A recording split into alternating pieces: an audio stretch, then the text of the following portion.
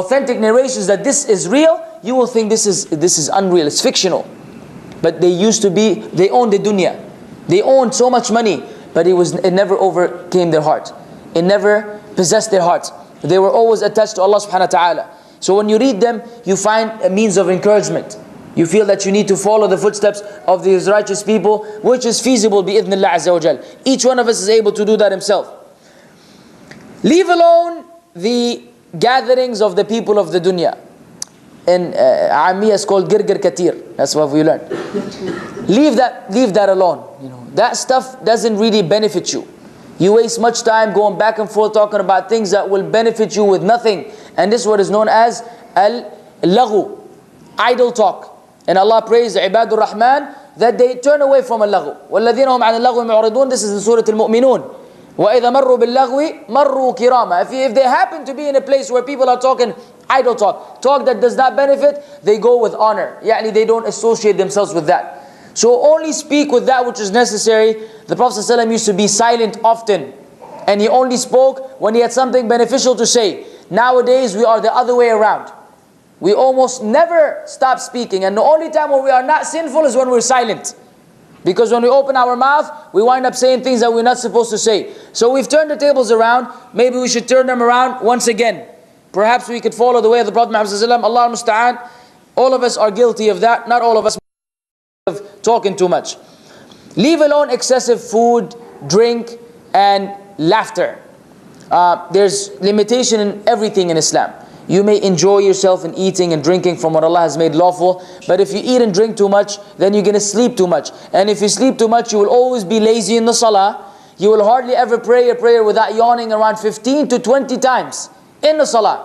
And believe me, a salah of this nature is not the salah of the khashi'een. It's not the one that Allah says, قَدْ أَفْلَحَ الْمُؤْمِنُونَ الَّذِينَ هُمْ فِي صَلَاتِهِمْ خَاشِعُونَ. If you are yawning from the time you enter the salah until you leave, brother, we are already disqualified. Let me tell it to you in reality. We are far away. If you're always making it to the salah at the last minute, if you're never in the first row, always in the second jama'ah, third row, fourth row, fifth row, we are far away. Because eating and drinking will lead you to that. You get tired, always tired. And so when you eat and drink less, you see the athletes, the athletes are on a very strict diet. They're on a seafood diet. And some brother told me, you know what seafood diet means? He said, seafood diet meaning I see food, so I eat food.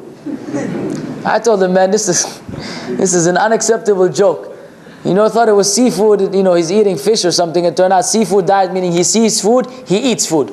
So don't be on the seafood diet, because that is not a good diet. Rather, follow the way of the Prophet ﷺ. The worst container the son of Adam fills is his stomach. If you really have to eat, 1/3 for food, 1/3 for drink, and 1/3 for air. You should be able to breathe. If you're not able to breathe, meaning you did not leave 1/3. And very often when we're done eating, we cannot even walk, let alone breathe. So that tells you that that will affect your level of zuhd and concern about the dunya. Yes, this was the last one. And so in finality, I conclude this lecture by reminding myself and you that whenever we hear these reminders, we do not want to fall summan wa umyana, deaf and blind. We don't want to hear, enjoy, get entertained, say mashallah, ABC, and then go home like nothing happened. If this is the case, we're all failures. We're failing this lecture business that we're doing, and I mean business with Allah subhanahu wa ta'ala, asking Allah to accept our deeds. For you coming here, you're rewarded inshallah, if your niyyah is correct. And the speaker as well, if my niyyah is correct. But we don't want to lose this business by just not doing what is expected. So now that you have heard, brothers and sisters in Islam, strive to implement. You may not change 180 degrees, as they say, overnight. Where you wake up the next day, wallah, you don't care about the dunya, and khalas, all day you're worshipping Allah. It's not going to happen. If you are expecting that, then the shaitan is fooling you already. Be realistic. Set some reasonable, attainable goals. But strive. From now on, when I hear that there's room for me to learn, or to obey Allah, or to join something good, and it is in conflict with some worldly gain, I favor the hereafter over the worldly gain. Unless you are in dire need of money, and if you leave alone work, you will be in need. But some of us, ya akhwan, mashallah, tabarakallah, their pockets are full. And still, if ever given the opportunity to choose between a deed of the hereafter and a deed of the dunya, they will go for the dunya and more money. And they will hardly ever choose to go for the deed that will help him in the hereafter. Even if it was helping the people financially. If he cannot join, pay some money. Let the event go, go along. So then, that we need to do. Give some time for Allah subhanahu wa ta'ala. And this is, aib. The Salaf, the righteous predecessors used to say, he's saying this like 300 years after the Sahaba, he said that the people at the time of the Sahaba used to give all the time that they had for Allah. And whatever is left, they will give for the dunya. And then he said that some 1200 years back, he says now, he's saying that now, this is Abdullah ibn Aoun. Then he said now, people give all their life for the dunya. And whatever is left, they give it for the hereafter. And what do we say about today? Allah musta'an. What do we say about today? We may even give nothing for the hereafter. The whole life is for the dunya, for the dunya, for the dunya which we are going to leave behind. So I ask you for the sake of Allah subhanahu wa ta'ala to be mindful of these facts, these ayat, which I'm sure you've read or heard before. These narrations that Prophet tried to teach me and you. He knew that this will be conveyed to us, alayhi salam. That's why he gave these narrations by the will and decree of Allah. Allah knew that we will receive this information today. And so Allah will see how we will act.